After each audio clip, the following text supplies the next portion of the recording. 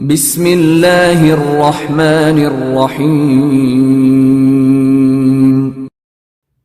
السلام علیکم ورحمۃ اللہ وبرکاتہ۔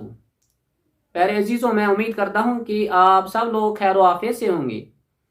جیسے کہ آپ کو معلوم ہے کہ پچھلے کلاس میں ہم نے تنوین و نون ساکن کی آخری حالت ادغام یرملون اس کے بارے میں ہم نے جان لیا تھا، اور ادغام یرملون کی دو قسموں میں سے ہم نے پہلی قسم ادغام تام اس کے بارے میں ہم نے جان لیا تھا۔ آج کی کلاس میں ہم اس کی دوسری قسم ادغام ناقص اس کے بارے میں ہم پڑھنے جا رہے ہیں۔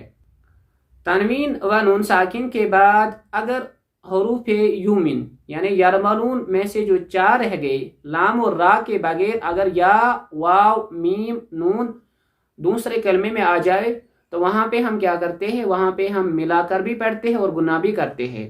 اب یہاں پر آپ کو واضح فرق نظر آ رہا ہوگا کہ ادغام تام اور ادغام ناقص میں فرق کیا ہے۔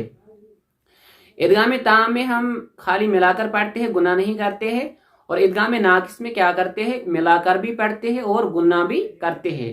لیکن یہاں پر یہ شرط ہے کہ تنوین و نون ساکن کے بعد یا واو میم دوسرے کلمے میں آ جائے، اسی کلمے میں نہیں ہونی چاہیے بلکہ دوسرا کلمہ اسی میں حروف یومن ہونی چاہیے۔ اب آپ کے سامنے جو مثالیں ہیں ہم ان کی مشق کریں گے، آپ کو اچھی طرح سے سمجھ میں آ جائے گا۔ سب سے پہلے موعدہ میں جب ہم دیکھتے ہیں نون ساکن ہے نا، نون کے اوپر وہ جزم ہے۔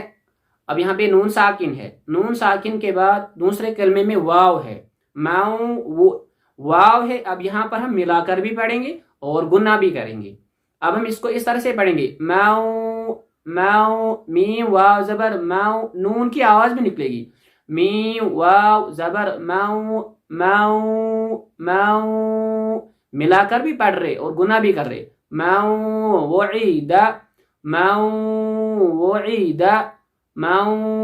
موعدہ۔ اسی طرح سے دوسری مثال مم مثلہ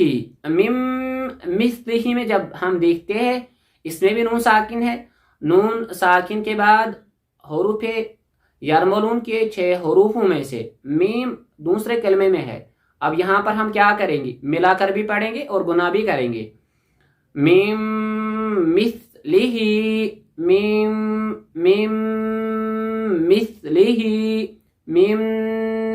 مثلہ۔ اسی طرح سے لمن نوریدو میں نون ساکن کے بعد نون ہے، یومن حروف یومن کے 4 حروف میں سے یا حروف یرملون کے 4 حروف میں سے نون دوسرے کلمے میں ہے۔ اب یہاں پر بھی ہم ملا کر پڑھیں گے اور گنا بھی کریں گے، لمن نوریدو۔ اسی طرح سے خیرا یرہ، اس میں بھی 2 زبر کی تنوین ہے، 2 زبر اور الف تنوین کے بعد حروف یرملون کے 6 حروفوں میں سے یا حروف یومن کے 4 حروف میں سے یا دوسرے کلمے میں ہے۔ اب یہاں پر بھی ہم ملا کر بھی پڑھیں گے اور گنا بھی کریں گے، خیرا یرہ۔ اسی کو ادغام ناقص کہتے ہیں۔ اس کو میں پھر سے ریپیٹ کروں گا کہ اگر تنوین و نون ساکن کے بعد یا واو میم نون دوسرے کلمے میں آوے تو وہاں پہ ہمیں کیا کرنا ہوگا، وہاں پہ ہم ملا کر بھی پڑھیں گے، گنا بھی کریں گے، تو اسی کو ادغام ناقص کہتے ہیں۔ اس کا جو دوسرا نام ہے وہ ہے ادغام مع الغنہ، یعنی گنا کے ساتھ ہم اس کو پڑھتے ہیں۔ جیسے آپ نے مثالوں میں سے دیکھ لیا، جیسے لمن نرید یا مم مثلہ موعدہ خیرا یرہ، ان مثالوں کے ذریعے آپ کو اچھی طرح سے سمجھ میں آ گیا ہوگا۔ تو میں امید کرتا ہوں کہ آپ کو یہ کلاس اچھے سے سمجھ میں آئی ہوگی۔